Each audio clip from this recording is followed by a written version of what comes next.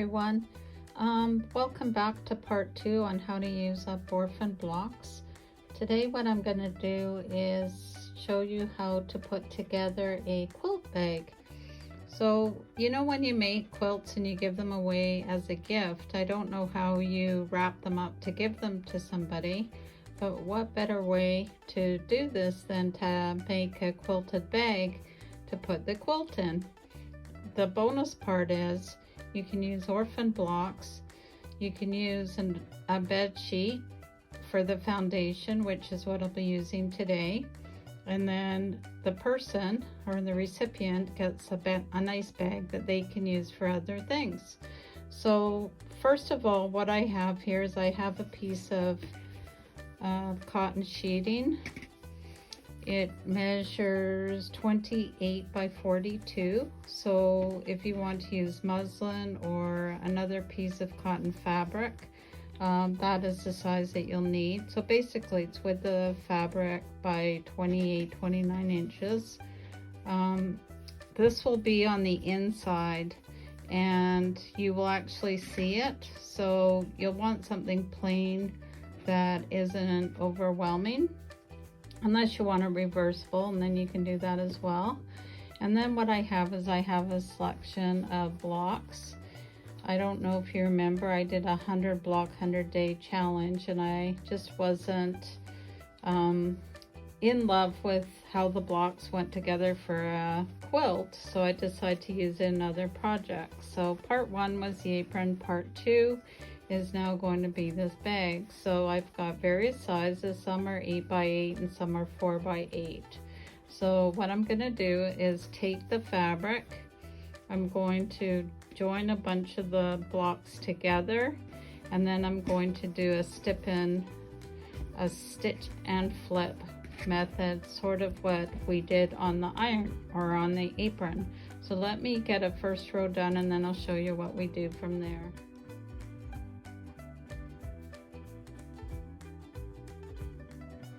Okay, I'm back. I've got my orphan blocks sewn together, and they're in strips that measure approximately 28 inches long by 8.5 inches wide. So I have 5 strips. Once they're sewn together, it'll be about 28 by 40, which is still a good size for a lap or twin size quilt bag. So what I'm gonna do, I'm going to actually just base this on the edge to get me started. And then when I've got my next strip, I'm going to have the good side facing up. Let's just pretend this is sewn down right now. Then I'm going to take the next strip and do right sides together. So this one will go on top of the first one that's been sewn down. And then I'm gonna sew a strip here. This will flip over, and then I'll take the next one and I'll do the same idea where it's right sides together, stitch and flip. Oops. So I'll do that until all the strips are sewn down, and then we'll take it from there. Okay, I have the first column basted down. And I'm usually not a huge pinner, but because I don't want this to start shifting on me and because of the size, I'm just gonna throw a couple pins a couple inches away from where we'll be sewing next. And this will just stop things from shifting and also stop us so that there isn't a visit with the seam ripper. Okay, so I'm not being too particular on distance here. Okay, so the next one, so I made sure that it's lying flat on the back as well, which it is.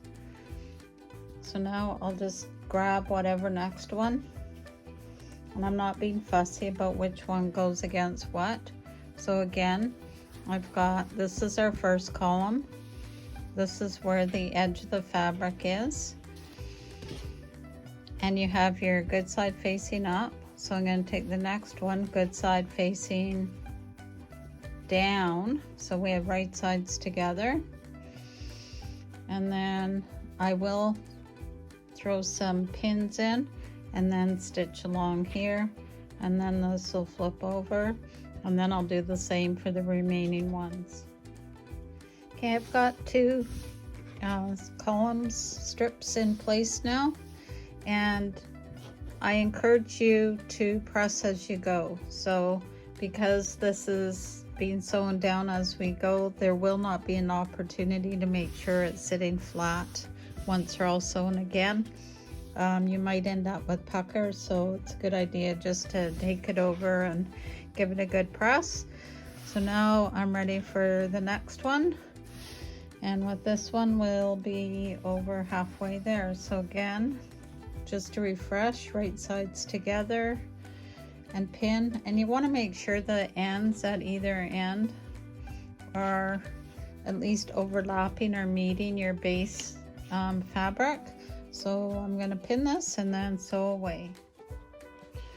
I also wanted to just show you that before I take it to the sewing machine, I take the extra fabric and I just kind of roll it up so that it fits under my machine without any problems. Okay, I have all the strips now sewn on the backing, if you see. And what I did is I quickly took this around to my serger to finish off the edges. You can either serge it, zigzag, or just leave it. I think or use pinking shears. I personally think you should finish the edges some way, just in case it gets a lot of use. This is the side you're going to be seeing, so when you sew it together, this is what is going to be on the inside of the bag. So that's why I decided to serge these. So you've got the length going this way, so that's your widest direction. And what we need to do is we actually need to take this and fold 1/4 of an inch.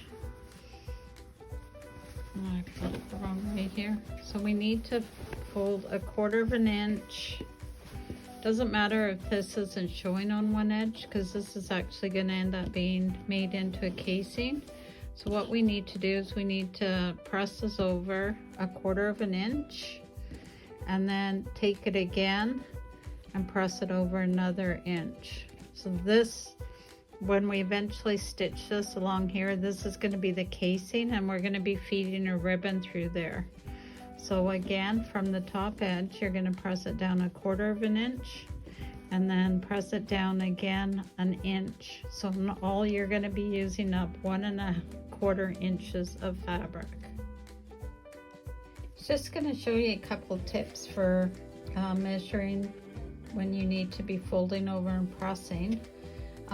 If you don't have one of these are really good to use. You can get these from a fabric store or online, and what this does is this slides over, and that is where 1/4 of an inch. So as you go along, you can use that to measure your 1/4 of an inch distance. And then once you need to do your 1 inch, then you can slide it over to the 1 inch like that, and again use it to fold over. So I've had this for years. It's kind of banged up a bit, but it works really well. Another way to do it is to actually take a basting stitch and baste 1/4 of an inch all the way along, and then what I do is when I go to the iron, wherever that line is, I fold over and I press. So in this case, I would do a basting stitch at 1/4 of an inch and another one at 1 1/4 inch, and that tells me those are the 2 places that I need to fold over when I'm pressing. That's the fastest way. I do that a lot when I'm doing hemming and making garments. It's just a little cheater thing, and then in the end you can just quickly pull the basting stitches out. And the basting stitch is usually 4 to 6 millimeters on your stitch length on your sewing machine, so it's the longest one you can get. Just be careful that you're not gathering the fabric as you're going along. So I do recommend that you take your 1/4 inch foot off your machine if you have it, and just use your regular presser foot. Okay, I'm gonna go work on that now. See you in a bit. Okay, I've run this through the sewing machine on a basting stitch. Don't forget to change it back to regular once you're done this, by the way. Just showing you, so here's 1/4 inch. There's 1 1/4. So when it gets pressed, it'll get pressed like that, and then it'll get pressed like that. And so eventually we'll be sewing this down so it makes a nice casing. Okay, that didn't take long because I put the stitching in. It gave me a really good guide. And as I went along, I did my paper clip trick. If you haven't seen me use that before, they're great for holding fabric if you don't want to be using clips because you need more fabric to hold in.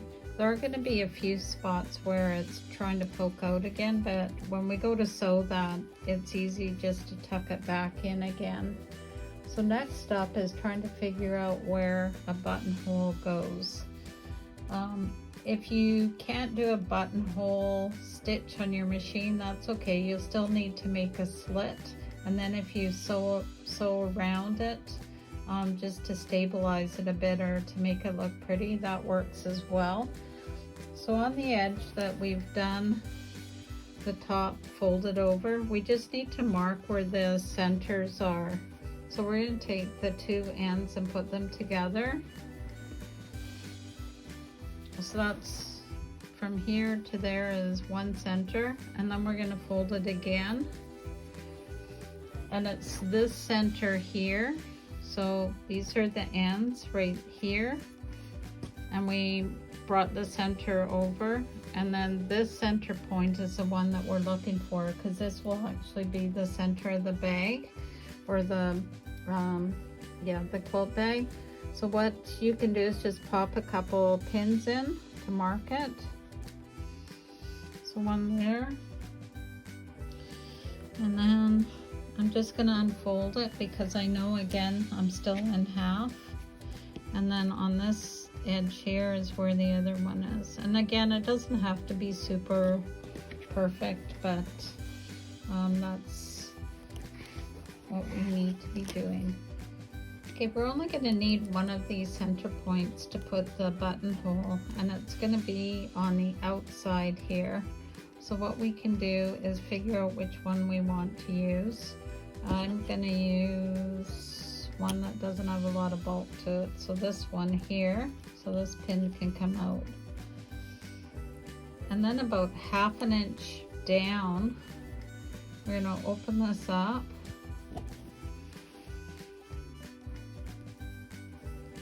So just move these over a bit.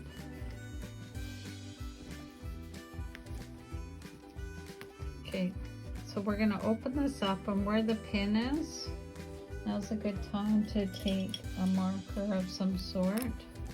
So now I'm just going to transfer it over to the fabric. This pin can come out. So now from this edge to where this goes over, that's 1 inch. We want to mark 1/2 inch in. So I've got a ruler here. This is a 1 inch ruler. So again, from here to where it folds is 1 inch, and we want to mark 1/2 inch. And I would make it a buttonhole size that's maybe 3/4 inch overall. So just center it, make a mark, and that's where we're going to make our buttonhole. And I always like to put a little mark at the end, so when I'm doing this, I know where to stop and start. This would be a good time to also put some fusible interfacing in, just to add a little bit of extra stability for when the buttonhole is being made. So I'm just going to go ahead and make the buttonhole, and I'll be right back. Okay, I'm just showing you that I have the buttonhole done. It's really important to always do a test. So I had scrap fabric folded over to show the thickness I'd be making a buttonhole in. And there's my interfacing. I use SF101 from Pellon. It seems to be a really good all general purpose interfacing or stabilizer. So here it is on the casing. We will need to cut this open, which I'll gently use a rotary blade, just rocking it through between the stitches, try not to cut any of them. And then that's it on the other side. I will trim all these extra threads. So now what we're gonna do is we're going to take this right sides together, and we're going to stitch down these two sides all the way around and around the bottom, and that'll close our bag up. You can use a 1/4 inch. I'll probably use 3/8 or 1/2 inch just to give it extra stability.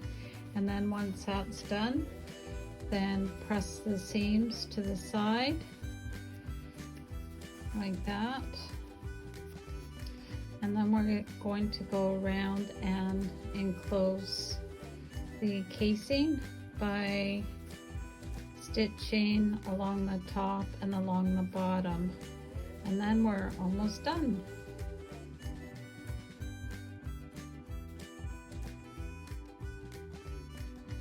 Okay, I have all the sides sewn up, so it's very colorful. The bottom, the bonus is there's only one seam, so it goes along the bottom, up the side. And then this is the top where we folded it over twice, and we have our buttonhole here. So what you do is you take about 1.5 yards, 1.2 meter, somewhere in there, of ribbon. Should be fabric ribbon, and you can, I think I'll go with white. So what you do is you measure off how much you need. You put a pin through it. Make sure you don't do it right at the end, because sometimes it can fray. And then what you want to do is put it in your buttonhole, and then you just keep pushing it through. And eventually you'll work all the way around.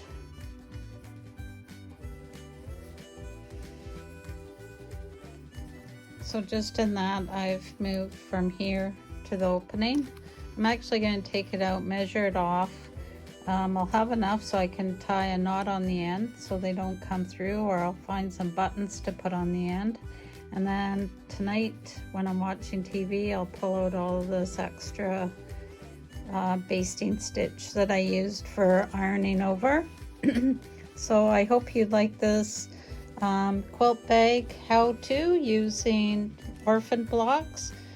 It's very easy to do online with just one piece of fabric, but I thought I'd use up some extra blocks that I had, and I think it's turned out really nice. So until next time, remember, sew with Debbie, like, share, and subscribe. Have a great day.